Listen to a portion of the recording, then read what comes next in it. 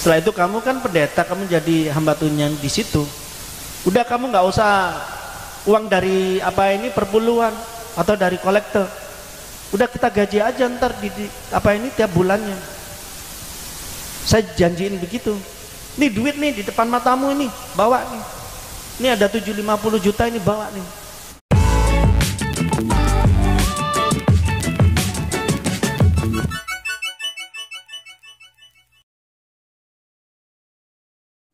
Shalom saudaraku, salam damai sejahtera di dalam kasih Kristus. Berjumpa lagi dengan saya. Di Juli kita akan belajar berapologetika bersama-sama di channel ini. Ngomongin tentang mualaf tentu tidak akan pernah ada habisnya. Ada yang ceritanya ya gitu-gitu aja, ada yang ceritanya minta sumbangan, ada yang ceritanya melebih-lebihkan, ada yang ceritanya menjadi lucu-lucuan, dan banyak lagi. Nah, kali ini ada seorang mualaf yang ngakunya mantan pendeta, dan katanya sih sudah S2. Nah, ketika dia keluar dari Kristen dan menjadi mualaf, dia dibujuk dan dikasih uang 750 juta supaya dia kembali lagi menjadi pendeta. Siapakah dia dan bagaimana ceritanya? Mari kita melihat video berikut ini. Sampai istri saya bilang, "Mas, mlebu Islam mau tambah kere, Mas. Kok gak tambah soge, Mas? Cari ini rahmat Allah melingkupi, berkat Allah melingkupi, tercurah atas kita, empret." Lah kok tambah kayak gini, Mas? Aduh. Ini mulai teman saya namanya Zohanes, seorang pendeta besar dari Jakarta, mendengar saya masuk jadi muslim, waduh, sudah pasukan yang di sana ini sudah ngatur strategi, datang, cerit. "Halo, Kosin, ya, apa kok? Temuan ya, di mana? Galaxy Mall, oke. Ntar kita sambil pijet mesas, yo." Udah entertain, udah sampai di sana di Galaxy Mall, sudah sambil terapi gini, sambil ngobrol dia, sambil mesas, sambil pijet kaki itu ya kan. Nah itu dia ngomong, "Aku tahu kamu sekarang jatuh ke bangkrutan. Aku tahu kamu sekarang hidupmu merana. Tapi kasih Tuhan luar biasa. Saya terpanggil. Iya wong kon diutus," batinku gitu. Diutus dari DPP Pusat Tabernakel Jakarta. Para nono, Kosin bilang, "Lukas, asa khawatir. Ini ada duit nih, lu gua bikinin lu gereja baru gede, tak beliin tanahnya, tak bangunin deh. Setelah itu kamu kan pendeta, kamu jadi hamba Tuhan di situ. Udah kamu nggak usah uang dari apa ini perpuluhan atau dari kolektor. Udah kita gaji aja ntar di apa ini tiap bulannya." Saya janjiin begitu. Nih duit nih di depan matamu ini, bawa nih. Ini ada 750 juta ini, bawa nih.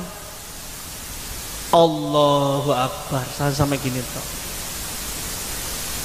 Aku wis mlebu Islam, belajar ngaji ku bayar loh. Tapi sama nanti gelem belajar Alkitab nang gereja gak bayar, mulai malah disangoni ya men.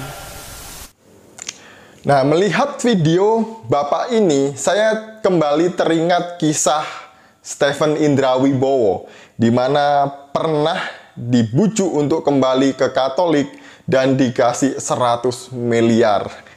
Aduh, gitu pun juga ada orang yang percaya loh dengan ucapan Stephen Indrawibowo ini.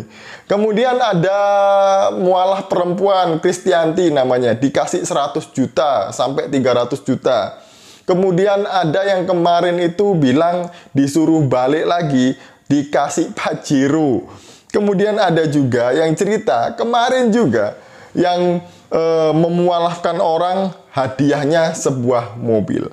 Jadi menjadi mualaf itu ceritanya memang harus dibesar-besarkan supaya kelihatan orang besar, supaya kelihatan dulunya itu orang penting.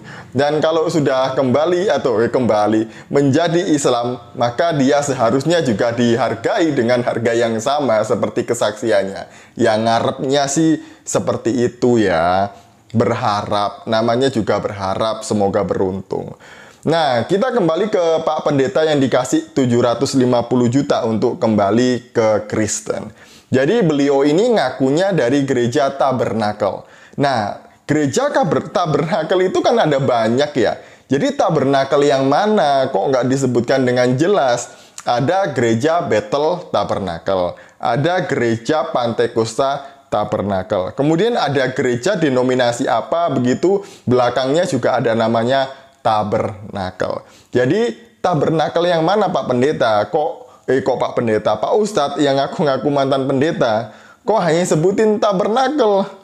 Padahal ada banyak gereja yang namanya tabernakel. Dari sini aja sudah kelihatan kalau Bapak ini ngomongnya itu ngaco, ngasal, dan anehnya juga banyak orang yang percaya, sama seperti Stephen Indra Wibowo, banyak penggemarnya gitu ya.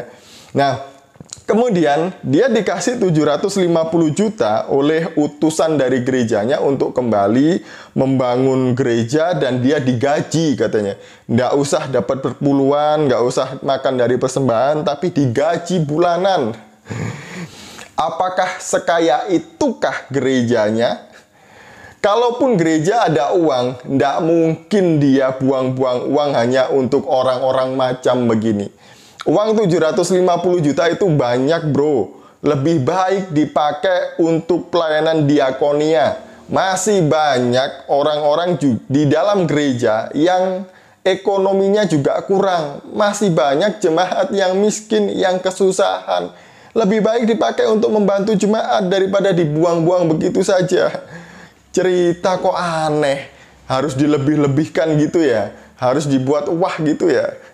Ini nggak masuk akal. Ini pasti hoax supaya orang-orang itu percaya kalau Bapak ini dulu mantan pendeta besar. Kemudian yang ketiga, Bapak ini tadi bilang orang itu kalau belajar Al-Quran harus bayar. Tapi beda di Kristen. Orang belajar Alkitab ke gereja ataupun majelis nggak bayar, justru malah disangoni. Itu bahasa Jawanya dikasih uang atau uang saku. Saya rasa ini bohong lagi Bapak ini.